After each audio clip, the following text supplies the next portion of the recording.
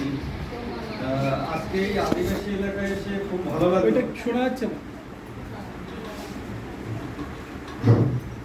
নমস্কার, আমি মানবেন্দ্র সরকার বলছি। আজকে আদিবাসী এলাকায় এসে খুব ভালো লাগলো যে এই প্রথম আমরা পদক্ষেপ নিয়েছি কিছু বস্ত্রবিদ্যুৎ উৎপাদনের মাধ্যমে। এরপরে দেখি আরো যে সুযোগ সুবিধা আছে তহসিলি অনেক ইয়ে আছে, সেইগুলো এই দাদার মাধ্যমে আমি নিয়ে আসবো। আর আজকে আমরা একসাথে 3টে এনজিও মিলে কাজ করতেছি, স্বপ্নপূরণ ফাউন্ডেশন, নবজাগরণ সোশ্যাল ওয়েলফেয়ার ট্রাস্ট এবং আমার নিজস্ব এনজিও আছে জাগ্রত বিবেক সোশ্যাল ওয়েলফেয়ার ট্রাস্ট। আমরা এই সামান্য কিছু লোককে সাহায্য করব, সাহায্য না অ্যাকচুয়ালি দুর্গাপূজার উপহার দিলাম। এর পরবর্তীতে আমরা চেষ্টা করবো আরও কিছু দেওয়া। ঠিক আছে, আপনাদের আশীর্বাদ থাকলে আমরা অবশ্যই পাবো, এই বলে আমি